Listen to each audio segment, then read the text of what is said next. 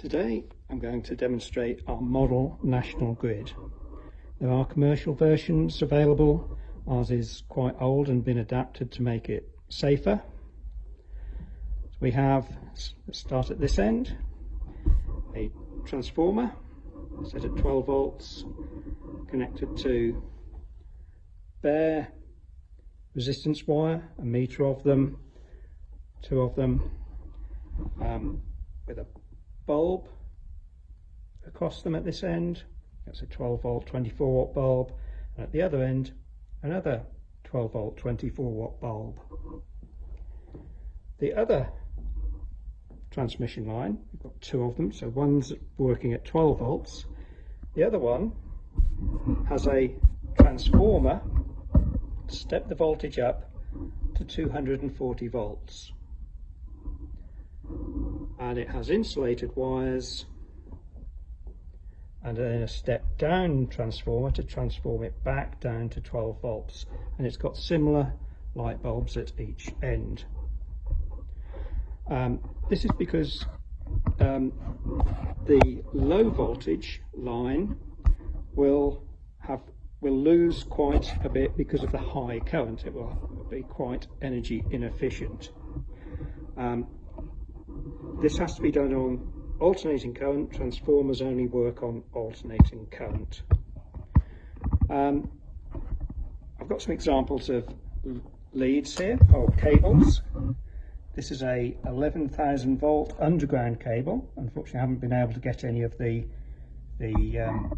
type that's used on pylons. This is a three-phase cable that is supplied to this part of the school. Wiring inside of buildings is down at this sort of size, 240 volt, and the type that we use for appliances is that.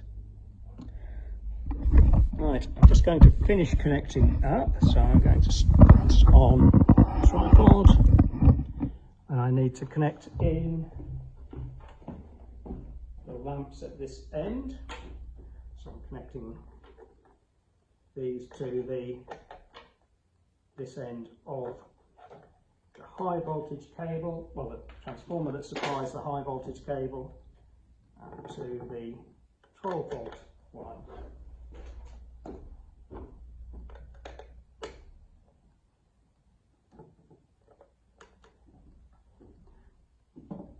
I'm going to pick the camera up again as I switch on. And I'm going to switch on here. You'll see the bulbs at this end light up, and we'll quickly go down to the other end. You'll hear the buzzing from the transformers.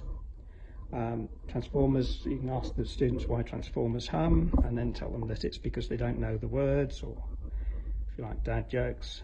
So here we go, on at this, try turning on at the switch, on at this end, and at this end, the bulb after a second or so just glows very dimly on the 12 volt line because of the energy losses. I've got a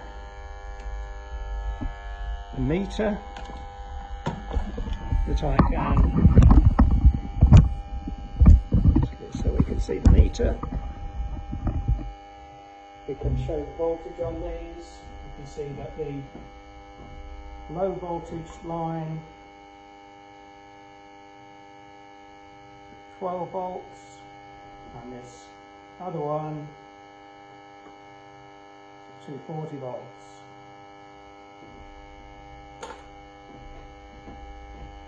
And I have small holes in there that you can only get those probes in. It might also be interesting to have a thermal imaging camera, because if these have been on a while, it takes a while for the thermal imaging camera to initialize.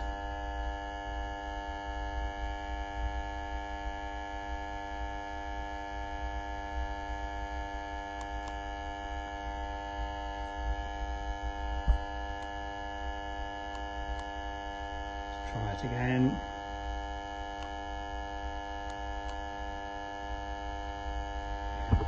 So, thermal imaging camera, this is a colour one, so purple colours are low heat infrared emission, and yellow colours are higher infrared emission. It doesn't seem to want to work today. Here it goes. So you can see the low voltage cables are quite a yellow colour, where they're losing energy, losing heat, whereas the other ones, the high voltage ones, are not losing so much heat.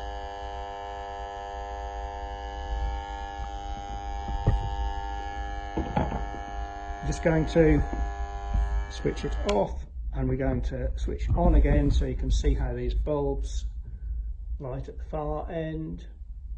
There we go. On. Takes a while before it